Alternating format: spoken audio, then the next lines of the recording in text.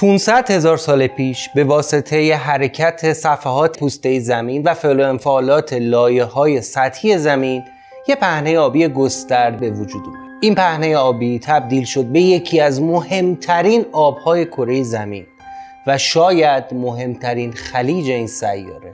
آبهای همیشه گرمی که نه تنها اولین جرقه های شهرنشینی و مدنیت در حاشیه اون شکل گرفت، بلکه به واسطه تنها راه آبی که به فراخ کرد یا اقیانوس راه داشت، جایگاه بسیار مهمی برای تمدن‌های اطرافش داشت، تا جایی که در متون مقدس بازمانده از 2500 سال پیش مربوط به ادیان کهن ایرانی این آب‌های نیلی رنگ به دست بانو آناهیتا، ایزدبانوی آب‌های جاری روی زمین، متبرک شده. سینوس پرسیکوس، گلفو د پرشا، پرسیکوس سینوس، بحرالفارس، گلفو پرسیکو، دریای پارس، بحر فارس، پرشین گلف، پرژن گلف، الخلیج الفارسی، الخلیج الفارس، یا هممون به این اسم میشناسیم، اسم جاودانش خلیج همیشگی فارس. اما این تلاش احمقانه برای تحریف نام و جعل تاریخ از کجا آغاز شد؟ مگه سنگ نوشته دارای دارایان داریوش بزرگ در مصر رو نخوندن؟ مگه یادداشت‌های نویسندگان یونانی در زمان مادها رو فراموش کردند؟ آیا چپاول نفت و گاز و منابع بستر خلیج فارس برای بعضی از شیخ‌نشین‌های جنوب خلیج فارس این اعتماد به نفس رو به وجود آورده تا علیرغم تاریخ واضح و مبرهن و حکمرانی همیشگی ایرانیان در دو سوی کرانه شمالی خلیج فارس خیال خام جعل تاریخ به سرشون بزنه؟ چرا این جعل تاریخ تا به این حد اهمیت پیدا کرده؟ چرا باید تا الان میلیاردها دلار صرف پیشبرد این نقشه بشه؟ مگه خلیج فارس جز نفت و گاز و منابع بسترش چه چیز دیگه ای در دل خودش داره؟ چه چیز ارزشمند دیگه ای هست که برخی حاضرن این همه هزینه سیاسی و اقتصادی رو برای جعل تاریخش هزینه کنه؟ به ساعت صفر مهمترین خلیج این سیاره، پهنه آبی جاودانه ما، منزلگاه ایزدبانو آناهیتا، خلیج همیشگی فارس، خوش اومدید.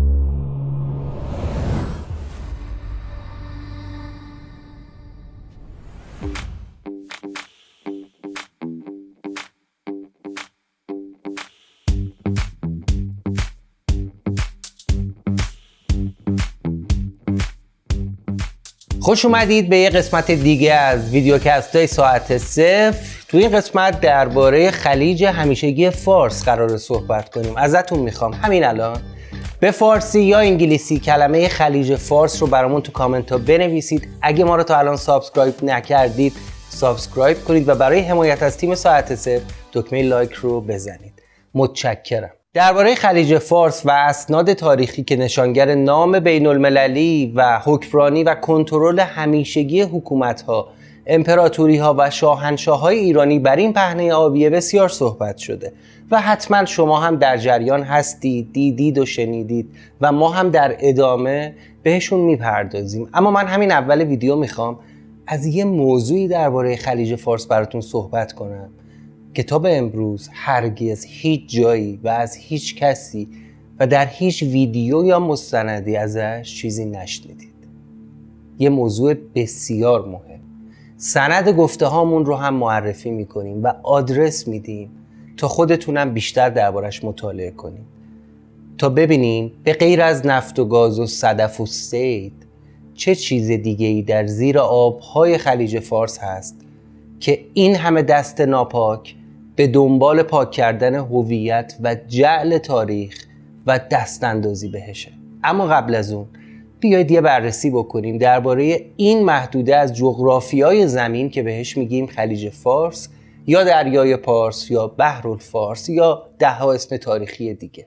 بسیار خوب، پس بیایید با هم یه سفر دیگه در تاریخ رو شروع کنیم و خیلی سریع ببینیم خلیج فارس چطور به وجود اومد. بر طبق پژوهشی که در وبسایت مرکز مطالعات خلیج فارس به قلم روزبه پارساپور آپلود شده، آغاز تولد خلیج فارس رو باید به دوره سوم زمین شناسی نسبت بدیم، یعنی حدود 35 میلیون سال پیش، زمانی که صفحه هندوستان به سمت شمال حرکت میکرد و با برخورد با صفحه آسیا باعث ایجاد چین خوردگی و تغییر و تحولاتی در سطح پوسته زمین در بخش آسیا شد.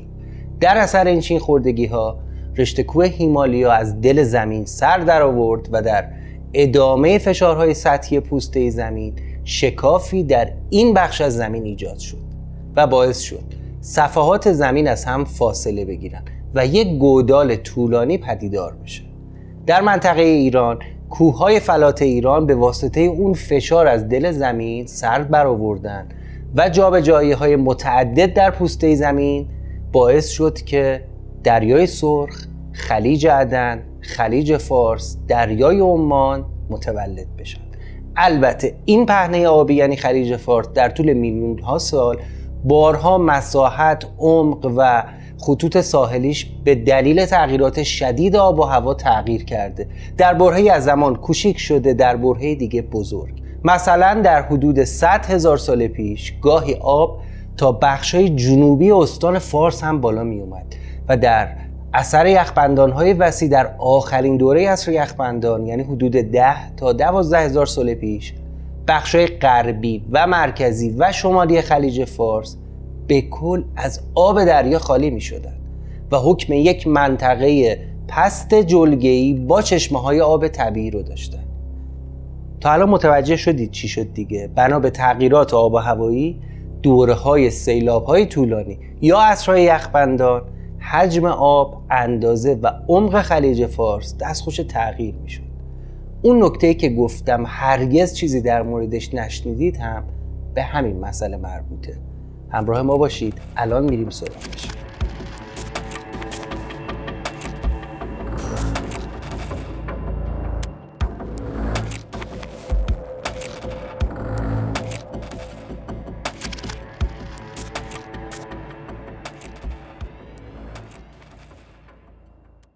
خب برسیم به اون بخش جذابی که اول ویدیو در موردش صحبت کرده بودم. در حدود سده‌های پایانی آخرین عصر یخبندان یعنی حدود 10 تا 12,000 سال پیش به واسطه یخبندان‌های وسیع و افزایش حجم یخچال‌های طبیعی سطح دریاها نسبت به امروز پایین‌تر اومده بود، چرا که آب‌های بیشتری در صفحه‌های یخچالی زمین به دام افتاده بود.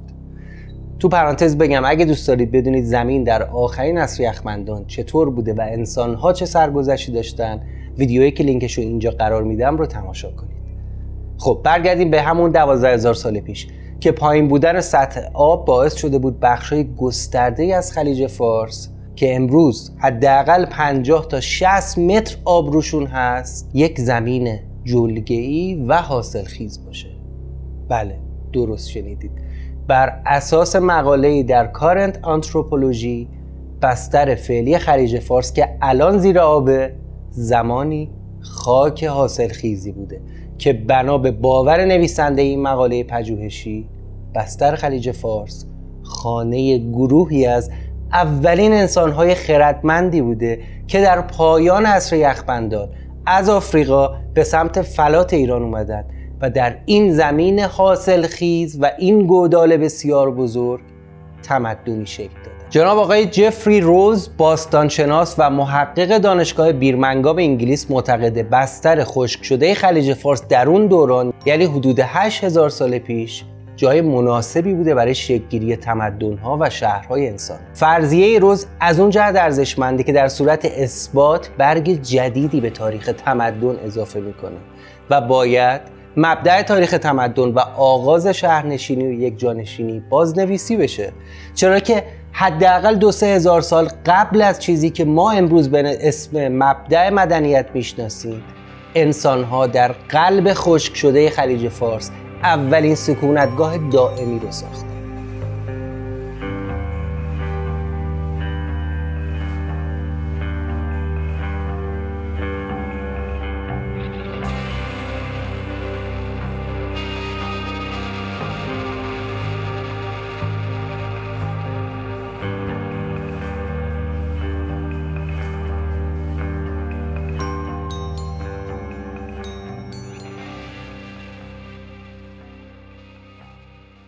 اما چه شواهدی در دست برای اثبات این نظریه؟ شواهدی اصلا وجود داره؟ حتما وجود داره. در سالهای اخیر باستانشناسان شواهدی از وجود موجی از سکونتگاه‌های انسانی در امتداد سواحل خلیج فارس به دست آوردن که مربوط میشه به حدود 7500 تا 8000 سال پیش.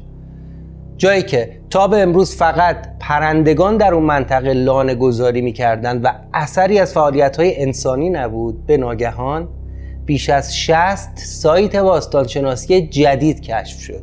آقای روز درباره این سایت‌ها اینطور گفته: این سکونتگاه‌ها دارای خانه‌های سنگی خوشساخت، شبکه‌های تجاری در مسافت‌های طولانی، سفال‌هایی با تزیینات استادانه، حیوانات اهلی و حتی شواهدی مبنی بر یکی از قدیمی‌ترین قایق‌های جهان. منتقدین از آقای روز پرسیدن چطور میشه چنین چیزی رو اثبات کرد وقتی حتی تا به امروز کوچکترین نشانه‌هایی در سایر تمدن‌ها در دست نیست. روز در پاسخ به اونها گفته هست، منتها زیر 50 متر آب‌های خلیج فارس.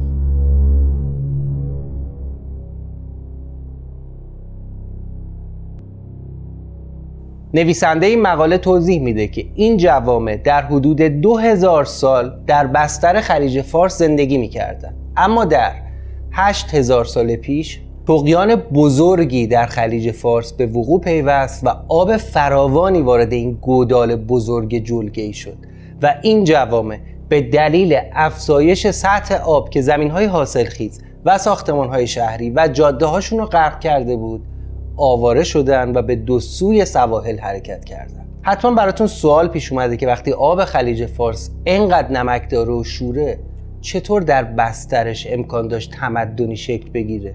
داده‌های تاریخی سطح دریا نشون میده که قبل از وقوع سیل بزرگ با آب‌های شیرینی که از رودخانه‌های دجله، فرات، کارون، اروندرود، زهره، جراحی و همچنین چشمه‌های زیرزمینی بستر خلیج فارس در اون منطقه، خاک حاصلخیز، آب شیرین کافی و منطقه معتدل از نظر دما، همه چیزهایی که برای ظهور یک تمدن لازم داشته رو در دل خودش داشته.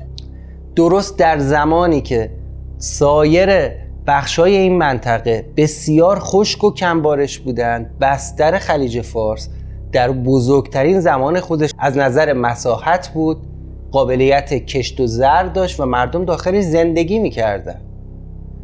آقای روز معتقد در اون زمان بستر خلیج فارس به بزرگی سرزمین بریتانیا بوده. البته ابزارهای سنگی 10 تا 15 هزار ساله هم اخیراً در خط ساحلی خلیج فارس کشف شده که این نظریه رو تقویت میکنه. این ابزارها همچنین اثبات میکنه که بستر خلیج فارس، یعنی بستر خشک شده و جلگه‌ای اون، این امکان رو به مهاجرین میداد تا یک پناهگاه در سراسر عصر یخبندان ایجاد کنن، اونم درست زمانی که منطقه به دلیل خشکی بیش از حد غیر قابل سکونت شده بود.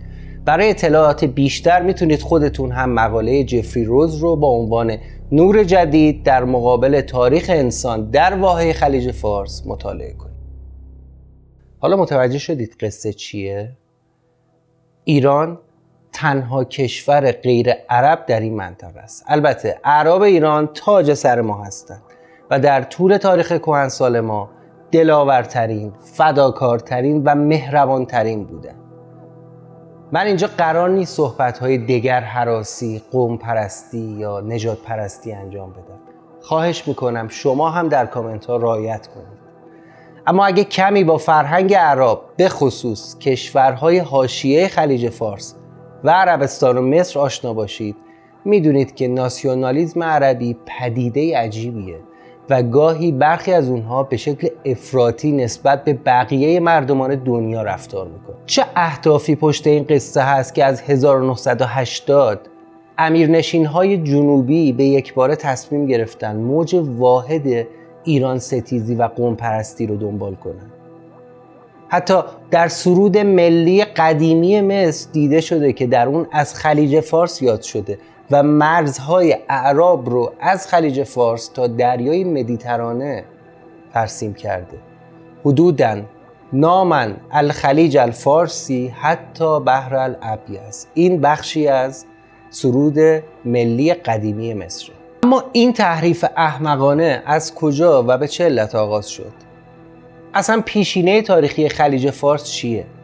شاید براتون سوال پیش بیاد که اگه این خلیج فارس همیشه مالکیت و حکمرانیش با ایران بوده، چرا در دوران هخامنشیان، اشکانیان و ساسانیان ازش اسمی نیومد؟ همینجا باید بگم هر کی این حرفو زده بسیار بسیار آدم بیسوادیه، چون که بارها و بارها از خلیج فارس در کتیبه ها، حتی در دوران هخامنشیان و حتی در دوران مادها صحبت شده.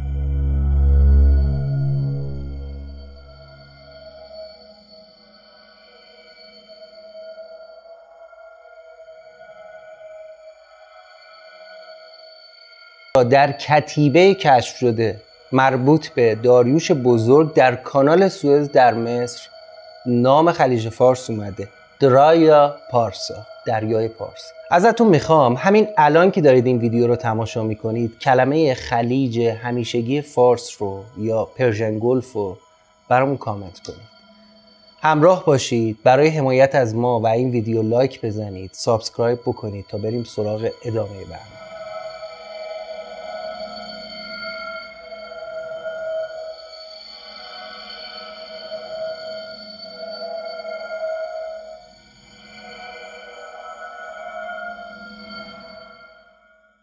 خیلی خب، بیاید ببینیم پیشینه تاریخی خلیج فارس در منابع مختلف چیه.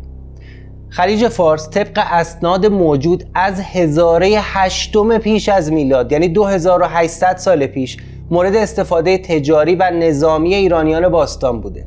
در سنگ نوشته داریوش هخامنشی در مصر متعلق به سال 518 پیش از میلاد که هنگام حفر کانال سوئز به دست اومده، از عبارت درایا تپه هچا پارسا آی تنی هنی استفاده شده، به معنی دریایی که از پارس می رود یا دریایی که از پارس سرچشمه می گیرد. امیدوارم تلفظش رو درست گفته باشم.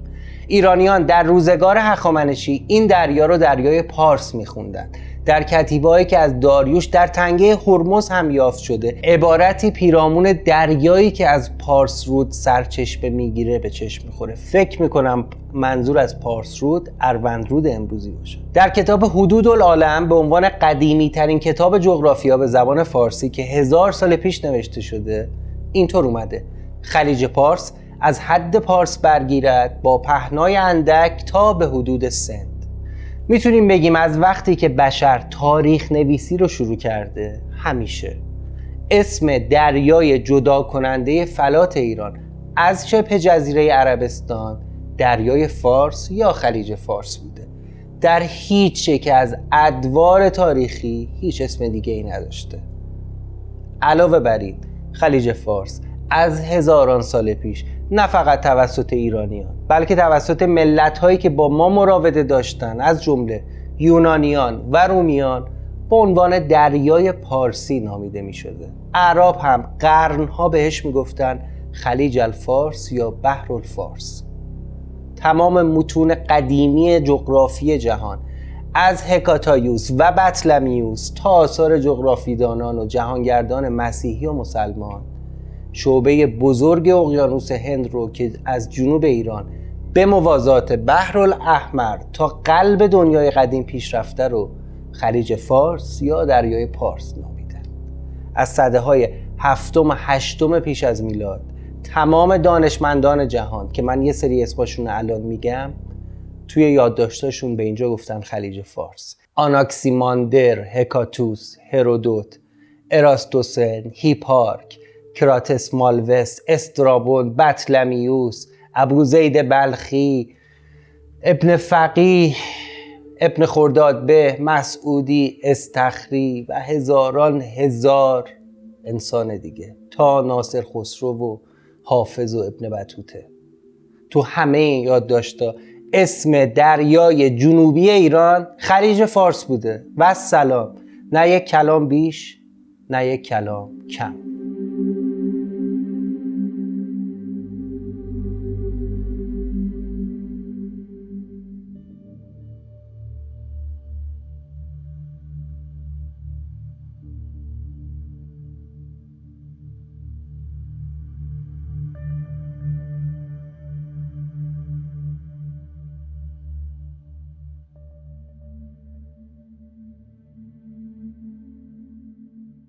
چون یونانیان اولین ملتی هستند که به این دریا گفتن پارس و به سرزمین ایران گفتن پارسه.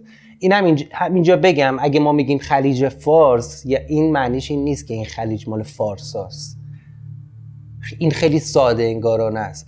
دنیا به غلط یا به درست برای سالیان و برای قرنهای متمادی به ایران میگفتن پرشیا و این تضادی با قومیت‌ها، با اتنیک‌ها و با سایر زبان‌هایی که در ایران زندگی میکنن نداره.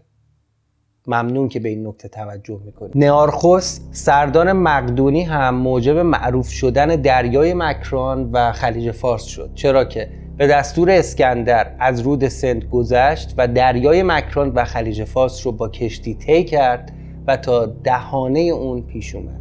حتی کلودیوس پتولمائوس یا اونجوری که در شرق دنیا معروفه بطلمیوس، جغرافی نگار و نقشه نگار و ریاضیدان مشهور قرن دوم میلادی، در کتاب جغرافیای عالم که به زبان لاتین نوشته شده نقشه کشیده و از نام پرسیکوس سینوس یاد کرده، یعنی خلیج پارس. بنابراین مورخان و جغرافی نگاران یونانی پیش از میلاد در شرح وقایع تا سده هفتم قبل از میلاد، یعنی سقوط حکومت ایلام و تشکیل حکومت ماد و پیش از روی کار آمدن هخامنشیان، دریای مکران و خلیج فارس رو دریای پارس میگفت. شاید فکر کنید که بعد از فتح ایران به دست عرب مسلمان این قضیه نام جعلی خلیج غیر فارسی از اونجا شروع شده، اما کاملا اشتباه میکنید. به خاطر اینکه بعد از فتح ایران هیچ تغییر و تلاشی برای تغییر نام دریای پارس صورت نگرفته بود، به خاطر اینکه عرب مسلمان عموما این خلیج رو بحرالفارسی میخوندن. اما بیایید ببینیم ماجرای این جعل تاریخ و این هویت دروغین از کجا سرچشمه میگیره. همراه ما باشید. اگه تا الان لایکمون نکردید، برای حمایت از ما و همینطور پاسداشت خلیج فارس، کلمه خلیج فارس رو کامنت کنید، ما رو لایک بزنید. موضوع تغییر نام خلیج فارس از دهه سوم قرن بیستم به دنبال سیاست فارسی زدایی انگلیس ها در منطقه آغاز شد. هدف اصلی این سیاست تضعیف ایران و توسعه سرزمین های تحت سلطه و همپیمان انگلستان در منطقه خلیج فارس بود، چرا که هویت تاریخی این منطقه مانع اصلی این سیاست ها بود. حتی واژه خلیج غیر فارسی رو اولین بار یک دیپلمات بریتانیایی جعل کرد. این دیپلمات بعد از اینکه 30 سال در خلیج فارس مأموریتش به اتمام رسید، برگشت لندن و یک کتابی نوشت تحت عنوان ساحل دزدان. ساحل دزدان اشاره به سواحل خلیج فارسه و در این کتاب برای اولین بار این عبارت جعلی رو برای خلیج فارس به کار برد. دولت ایران در همون زمان در قبال این عمل واکنش نشون داد و از قبول محموله هایی که روش نوشته شده بود خلیج غیر فارسی خودداری میکرد. اما دیپلمات بریتانیایی در راستای سیاست قدیمی تفرقه بیانداز و حکومت کن کار خودشو کرده بود و عرب رو با اون واژه جعلی آشنا کرده بود.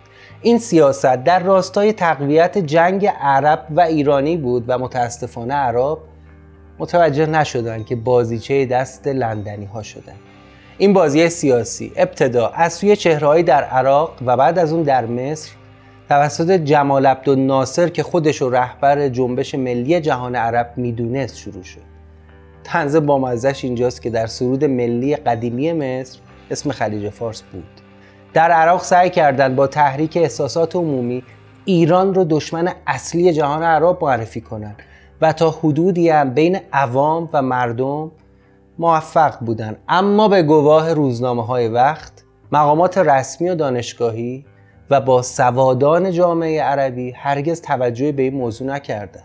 بله، فارغ از قومیت همه نژادها خوب و بد دارن، همه نژادها مورد احترامن. اگر بخشی از مردمان یک کشور یا قومیت کاری میکنند، نباید به حساب همه اون قومیت نوشته بشه. من عمیقاً تأسف میخورم وقتی میبینم جایی گفته بشه عربا فلانن یا پارسا بیسارن یا ترکا فلانن. واقعاً این حرفا دون از شأن و شخصیته. همه آدم‌ها با هر نوع دینی، با هر نوع زبانی، از هر نوع قومیتی شریفن و اصل بر شرافته. در راستای همون اتفاقات یک نشستی با حضور امیران شیخ نشین جنوب خلیج فارس انجام شد و خروجی این جلسه این بود که از این به بعد یک اسم جعلی برای خلیج فارس در تمامی کتاب‌های درسی و نشریه‌ها به شکل هماهنگ در کشورهای عربی استفاده بشه. البته اونا پا رو فراتر گذاشتن و ادعای مالکیت عرب یعنی کشورهای عربی بر استانهای خوزستان، بخشی از هرمزگان و بخشی از بوشهر رو هم مطرح کردند و همینطور همه جزایر واقع شده در خلیج فارس. حالا فهمیدید دعوا سر چیه؟ دعوا سر خوزستان، بوشهر، تنگه هرمز، کیش، قشم، لاوان، تنب کوچیک، تنب بزرگ، فارسی، خارک، هرمز، هنگام و سایر مناطق در خلیج فارسه. دعوا سر تکه پاره کردن ایرانه. دعوا سر تشکیل ایرانستان‌های کوچکه. اما زی خیال باطل، ما ایرانی‌ها هر مسئله و چالشی در داخل با خودمون داشته باشیم، هر گیر و گرفتاری اقتصادی داشته باشیم، همینطور که در طول تاریخ اثبات شده از حمله مقدونیان و مغولان و اعراب و ایلخانان و اشغال ایران در جنگ اول و دوم جهانی، از همه این مصیبت‌ها زنده بیرون میاییم، روی پای خودمون میایستیم. ایران همیشه ایران باقی میمونه و ایرانی‌ها هم همیشه سربلند و سرافراز. حتی اگه تمام پول نفت و گاز و منابع بستر خلیج فارس رو هم صرف خریدن روزنامه نگاران و گوگل مپ و سایر نقشه ها در دنیا بکنید، هویت 7000 ساله این آبراهه پاک و پهناور تغییر نمی‌کنه. این مهمترین خلیج روی کره زمین تا ابد اسمش خلیج فارس باقی میمونه.